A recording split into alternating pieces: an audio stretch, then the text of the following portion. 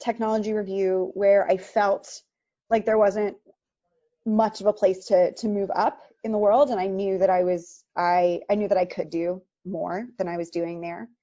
And so I used my network, and I reached out to a couple of different people, and reached out to a woman who worked with me at TR, and was like, hey, I love Hub Week. I love what you're doing. I think personally, this whole combination of art, science, and technology and what we do in Boston, like, I'm totally behind it. What can I do for you? So I asked for what I wanted. I said, I want to work for you. How can I do that? And it was at a point where she was thinking about moving on. And so she literally was just like, I think you can do this. Like, I'm going to help train you, and you can have my job when I decide to leave. Yeah. And so that's what we did. It was definitely a step out in faith because I hadn't had that type of responsibility before. But I sort of weaseled my way in and asked for what I wanted, and I got it. Yeah. Well, great. And it's like you've been doing a great job. So you've been working there for a little over a year. Yeah, correct. How has your thoughts about the job and the reality of the job, how have those been different? We've gone through a massive amount of transportation, X that out. We've gone through a massive amount of transformation. So when I started there, we were literally just a festival. And now we are this year-round, basically media organization that tells the stories of the Boston innovation ecosystem. And that is a real joy. It's also really fun to be part of a team and be part of a startup that is like literally innovating on the spot.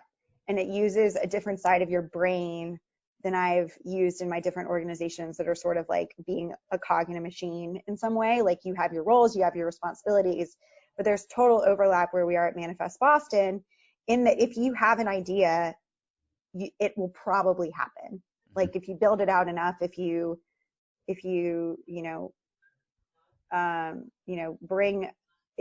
make its value known, you can make it happen. And I think most startups are like that, but that was my first experience in a startup. And so that's where we are. Yeah. So with what you're doing at Manifest Boston, I know, but are you still calling it Hub Week when it actually like the actual festival? Is it still called Hub Week Festival, or is it called something else? Yep. So we are still doing the Hub Week Fall Festival. So if any of your listeners are interested, we are going virtual this year. So wherever you are, you can definitely attend and hear what we have to say. The Hub Week Fall Festival is a really one-of-a-kind experience. I think we have taken something that was sort of a civic collaboration in the city and profiled it into something that is truly one of a kind. And I'm really excited about how that's going to play out, especially this year, and the stories we get to tell through this platform. And hopefully, having it being virtual, it will do something for the city of Boston. I think that was always the goal, is that we have this festival that tells the stories of the doers and dreamers and makers of Boston. But it does, my boss is probably going to hate me for saying this, but it does something like South by Southwest did for Austin, right? Like, there is the goal of raising the profile of the city through this, big community event. Right. I don't know if that answered your question or not, but that's where my brain went. It does. So when I was first introduced to Hub Week in Boston, I always thought it was the South by Southwest minus the music part of it. Is that so? Is that very much how you guys not like to describe it at all? I think like in like category, we're probably the same, but we are so much built on the character of Boston that we can't, just like South by Southwest is built on the character of Boston. Right. I think we're a different genre of the same category. Yeah. But yeah, that's how I see us. Yeah. Well, good. So the other part I wanted to ask about that, because your main goal, I guess, until this year was to create a physical event. And so now you mentioned you guys are going virtual this year, but how are you thinking about that for the fall, and perhaps even in 2021? Is that how do you approach the idea of physical events, and when do you think that will happen again? Wow, I feel very unequipped to answer this question. It's a great question. We've heard everything from, January 2021 to September 2021 for, big group gatherings. I think we at Manifest Boston, and me personally, just because I love going to shows and concerts and theater, taking it day by day, and we'll see what the experts say tomorrow, and we'll listen to guidance. I will say, just as a sort of teaser, that we will have some type of physical activation down in the Boston Seaport. So if you live anywhere near there, you can go kind of play on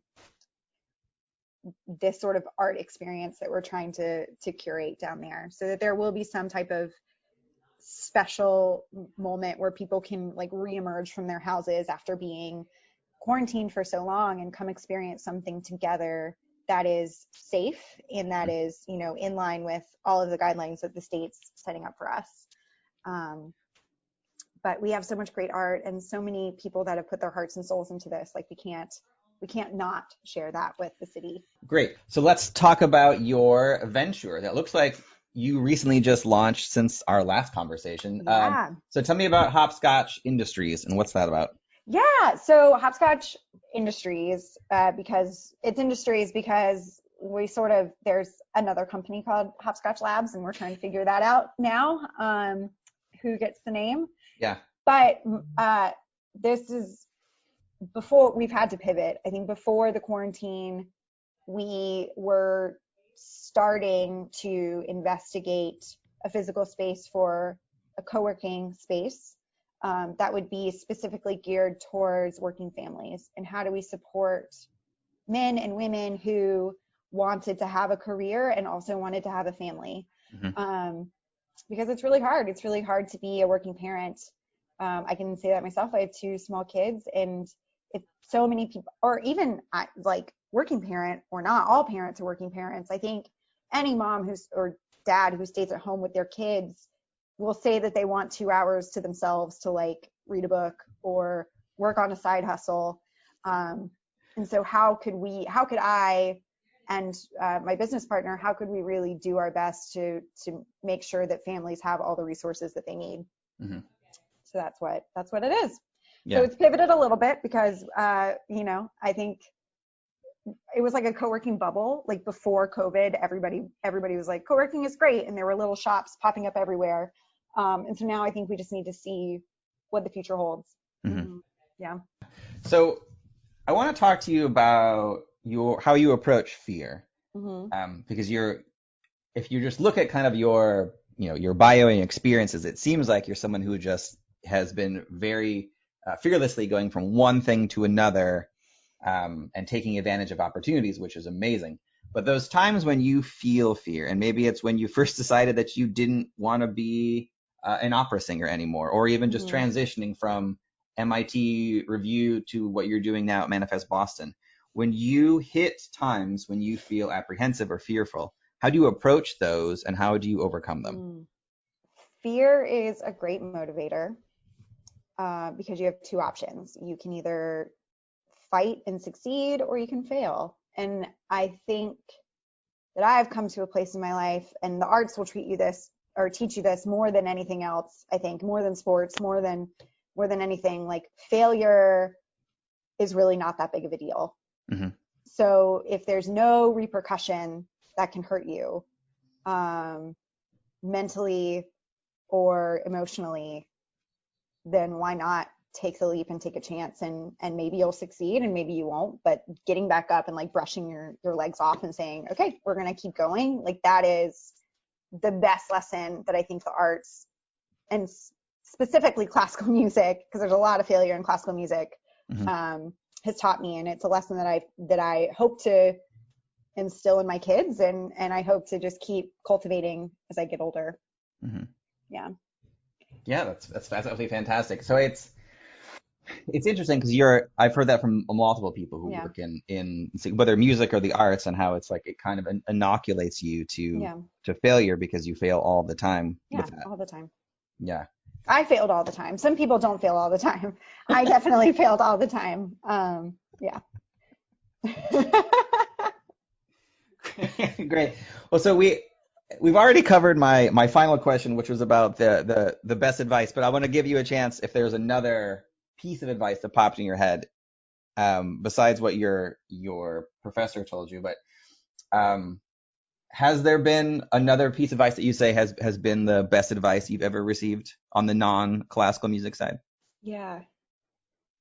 The only other thing that popped into my head was, and this is not related to music or to like your journey, but just a personal one. Mm-hmm. So when I moved to Boston, like the day after I graduated college, so literally like got on a plane and left. And my granddad, who was like, you know, I don't know, probably like 88 at the time and lived this amazing life, he sort of like pulled me aside at like my going away party and was like, I want you to write or journal every day, because when you're my age, you're going to want to remember the things that you did in your life when you were young. Like you're going to want to remember this experience in all of its like raw, in all your failures and like all the rawness that it brings. And so I think that is something I'm not super successful at. Like I don't do it every day, but I do think that there's something about holding on to the memories of what you're doing and really living in the moment and being present, that advice has stayed with me over the years. So that's what I advise to everybody out there. Yeah. Grab a journal. How often do you journal? And do you journal, like, do you write things down physically in a like pad of paper, or do you do it online? I do have a journal. I have like a moleskin, which is like super cliche, but I do have a moleskin that I write in. And this is like totally not, you can edit all this out. I think. No, we're keeping this in. Since the quarantine, I think I've been more compelled to do it. I think for a couple of reasons. One is that this is a moment in history that I think people are going to want, my children or my grandchildren might want to read about. Mm-hmm. And you can edit this out, but two, like there's this part of me that feels like if we don't, you know, if like society doesn't survive this, like maybe my record will be like one of the surviving things, which is like totally bananas, but maybe if like the rubble crashes, like there's this girl's journal of like what it is to be a worker. And please edit this out. No. That's the modern Diary of Anne Frank. Yeah, no. More like the Dear America series from the early 90s. But yeah, so that's the other piece of advice that I would give to other people. Yeah, well, perfect. Well, Anna, thank you so much for taking the time out of your busy day to chat with me. I really appreciate it. Yeah. Listeners would like to get in touch with you or, you know, see what you're working on, where is the best place they can go online to do that? Yeah, so I have an Instagram account. It's Anna Raborn is me. That's more the best place to find me. And then you can email me at anna@manifestboston.org. Wow, cool. All right, I will put both links in the show notes. People can click right through. Awesome. Well, again, thank you so much, Anna. I really appreciate it. All right, thank you. Bye, Yuri. Bye. Thank you for listening to another episode of the Advance Your Art podcast. If you like this episode, please go into iTunes and give us a 5-star rating. And while you're there, hit the subscribe button so that every single time I release a new episode, it will go directly to you without even thinking about it. If you're interested in hearing older episodes, please go to advanceyourart.com where you can find the catalog of everything I've done so far, as well as contact information and projects I'm working on. Thank you again, and have a great day.